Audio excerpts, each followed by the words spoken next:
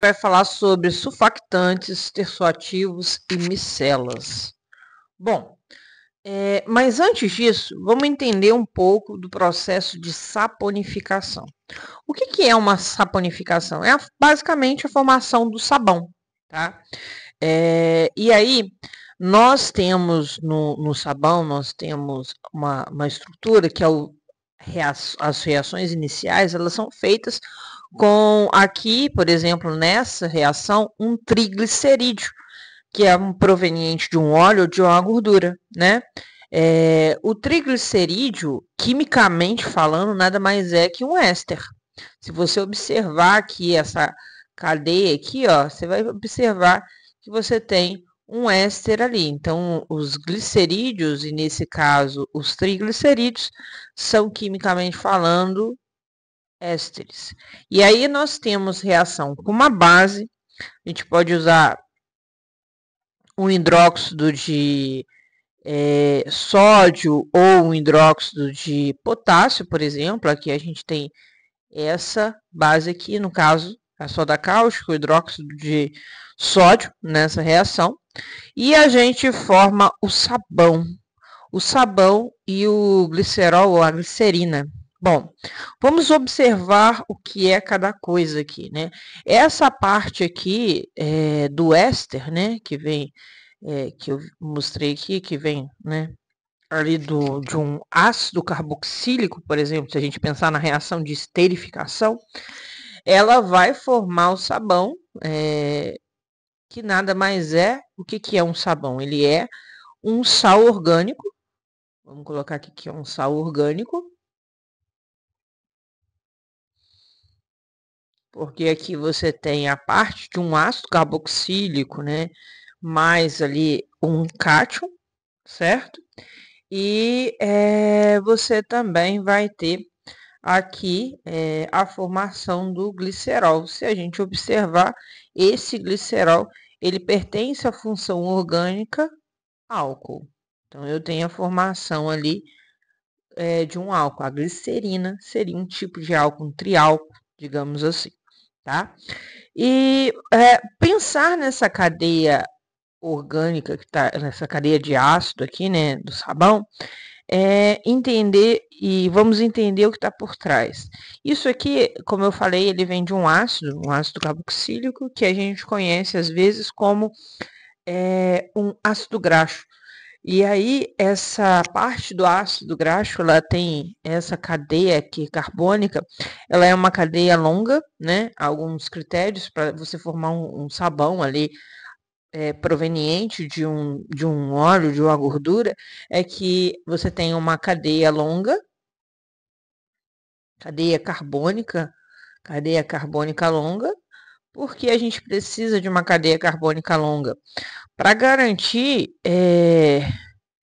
que a parte da cadeia carbônica aqui, ó, que seria o ácido graxo, ela seja, ela faça ali aquela ligação com a parte da gordura, né, uma formação que o detergente ou o sabão tem, para que ela interaja com a parte apolar da estrutura, no caso, a gordura, quando você vai lavar uma vasilha, por exemplo.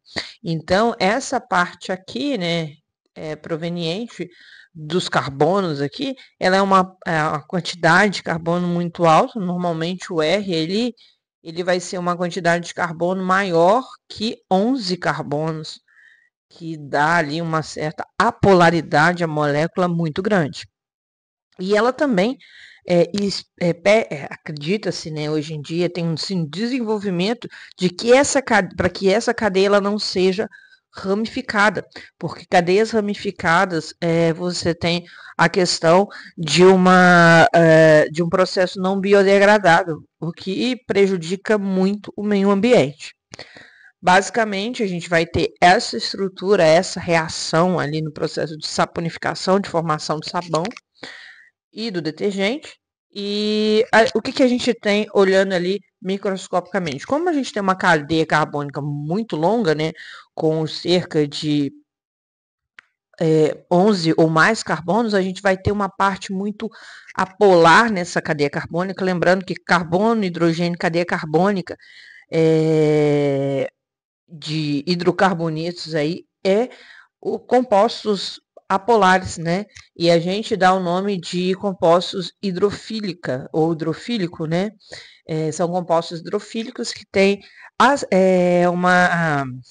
uma fobia pela água e ela vai ter uma atração pela parte apolar de uma determinada molécula, né? Ela vai atrair moléculas apolares essa parte. E na pontinha aqui, como a gente tem um ácido graxo, a gente tem um carboxilato, na verdade, nós vamos ter uma parte polar que ela é hidrofílica, a parte apolar vai ser hidrofóbica, ela vai ter fobia da parte polar, digamos assim, e a parte polar ela vai ser hidrofílica, ela vai ter filia, ela vai ter atração pela parte polar de uma outra molécula, certo? Então, basicamente, tanto sabão quanto detergente é feito por essa estrutura. Mas qual que é a diferença entre eles? Vamos pensar aqui.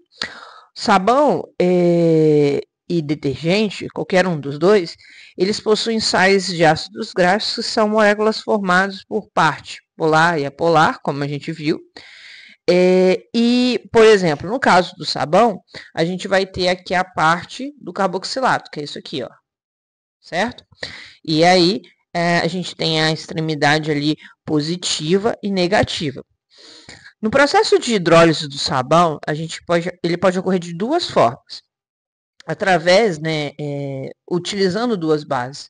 Utilizando a base de hidróxido de sódio, aí a gente tem um sabão que é um sabão duro, né, que é conhecido como sabão em barra, e ela pode acontecer também com o hidróxido de potássio, essa hidrólise, né, e aí a gente vai ter o sabão mole, que é conhecido como um sabão líquido. Por outro lado, os detergentes, né, eles são formados de estruturas onde você tem sulfato na sua maioria na maioria dos compostos, né? Esse sulfato ele também pode ser um fosfato, como esse aqui, por exemplo, ó. A gente pode ter esse tipo de cadeia ali na ponta, na estrutura ali, também é uma possibilidade. E aí você pode se perguntar qual a diferença entre o sabão e o detergente. Bom, uma das diferenças está que ali na estrutura, no carboxilato, essa primeira diferença do sabão, e o sulfato na presença do detergente. E o sabão, ele é formado normalmente, a gente tem o sabão de coco, ou proveniente de gordura animal, ou a gordura vegetal. Então, a gente tem aqui um composto que é proveniente de um ser vivo. Sendo assim, esse composto é biodegradável.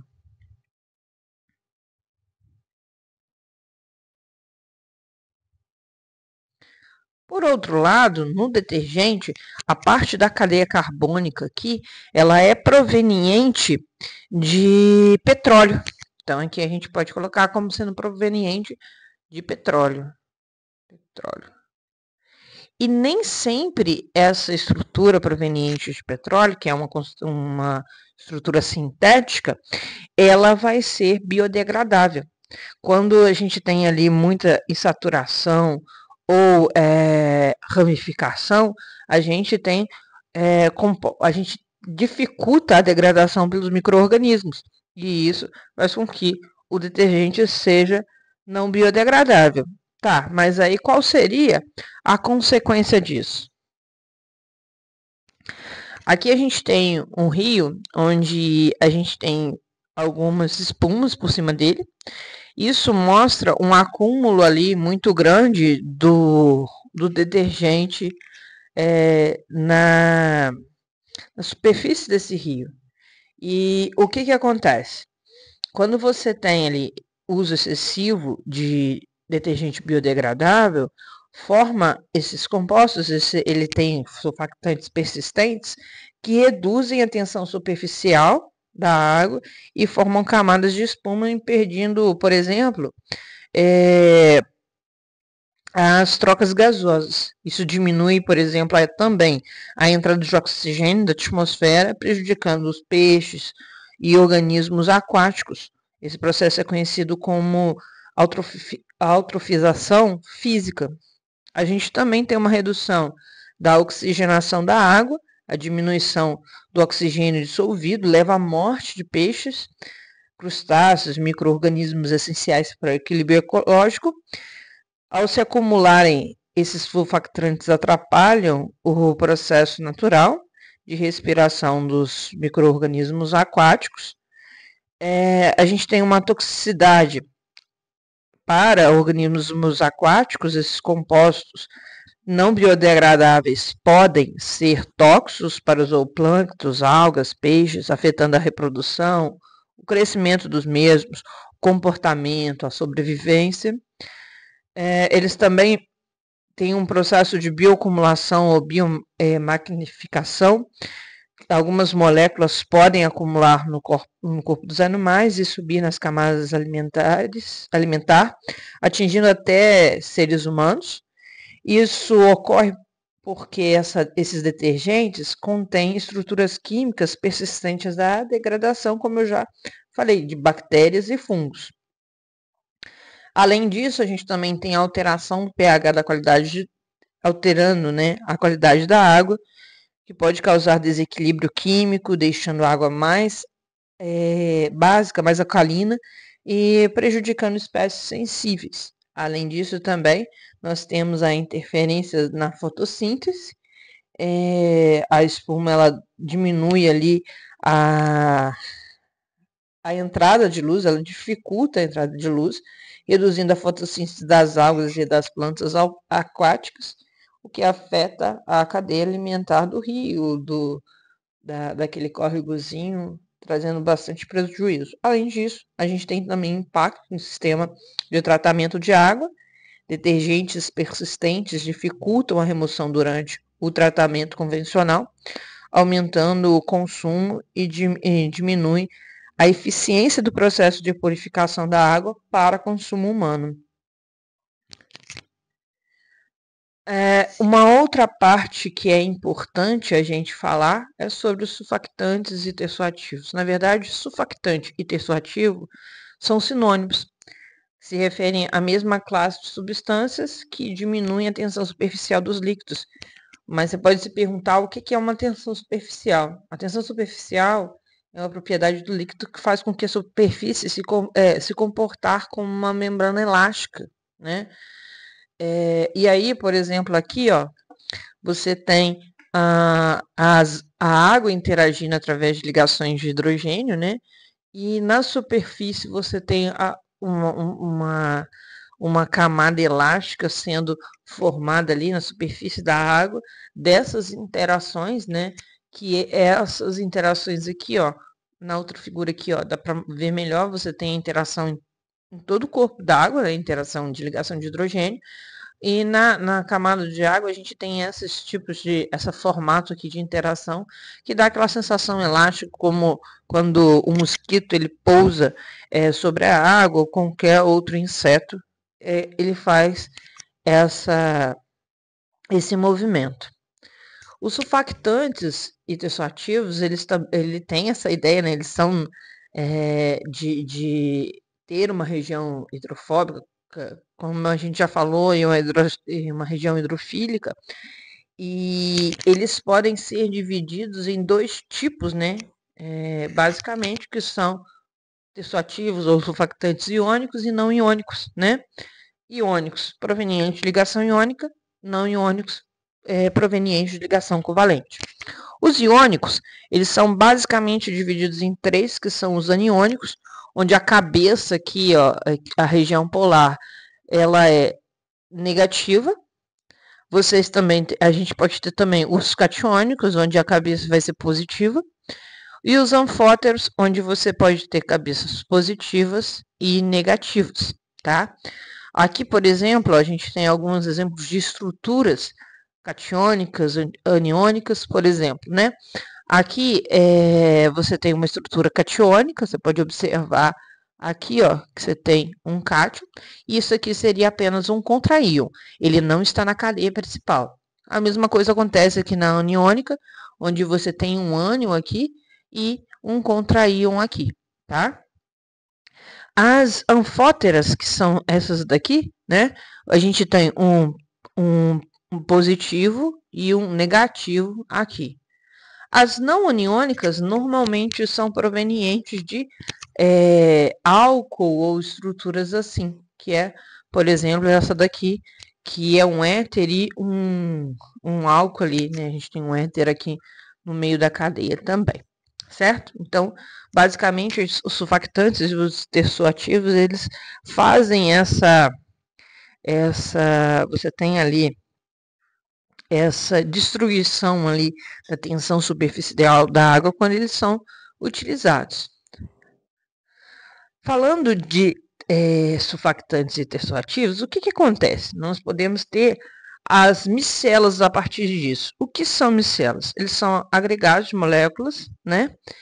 Tem a cabeça da água hidrofílica e a cauda hidrofóbica, que é uma parte polar. Aí aqui a gente tem basicamente essa estrutura. Nós vamos ter aqui a água, a gente tem aqui, por exemplo, uma parte polar que interage com a água, e aqui a cauda, que é a parte que interage com uma substância apolar, tá? Que é, por exemplo, no caso dos detergentes e dos sabões. E aí vão se acumulando essas micelas, né? A gente vai ter, aumenta a quantidade de surfactante ali. Aí a gente tem uma concentração micelar crítica e a gente vai formando conjuntos de micelas. Essas micelas vão se juntando e formando agregados, que são chamados de vesícula, tá? E aqui a gente tem uma representação de uma micela, onde aqui a cauda, que é a parte hidrofílica, hidrofóbica, na verdade, né? Ela vai interagir com a parte apolar. E a parte hidrofílica vai vai interagir ali com as moléculas de água, e aqui a gente tem os contraíons. Então, pensando num sistema onde eu tenho gordura, dissolve em componentes oleosos a parte da cadeia, a parte do surfactante, que tem uma cadeia longa ali, que é a parte apolar desse surfactante, ela vai interagir com a gordura. Como eu falei, né, quando a gente forma conjuntos de micelas, elas vão se juntando em discos, né, e a gente passa a ter as vesículas, que são aqui formadas, são várias micelas sendo formadas, e a gente tem essa estrutura. Isso a gente tem essa formação em diversas partes do nosso corpo, né, também, algumas partes do nosso corpo. A gente tem, por exemplo, um exemplo que eu trago aqui, que é as micelas nas estruturas são formadas por moléculas alifílicas, né? Por exemplo, elas são essenciais para o transporte de gordura no nosso organismo. Nós temos sais biliares, que são derivados do colesterol, esses sais aqui, né? Sais biliares. Eles que agem como detergentes naturais do nosso organismo. As partes hidrofílicas, elas se voltam para dentro, né, da gordura, que a gente tem um processo de emulsificação, aprisionando as gorduras, os triglicerídicos, as vitaminas lipossolúveis, e as partes hidrofílicas, elas ficam viradas para a água, que é o caso aqui dessas partes em verde nesse desenho. Assim formam as micelas, que tornam a gordura solúvel no ambiente aquoso do intestino, né? Basicamente, falar de surfactante, de micelas, de saponificação, eu trouxe um resumo aqui, eu espero que você tenha gostado desse vídeo. Peço que curta. Te agradeço por ter assistido até aqui. Compartilhe, salve aí e siga aí para mais dicas.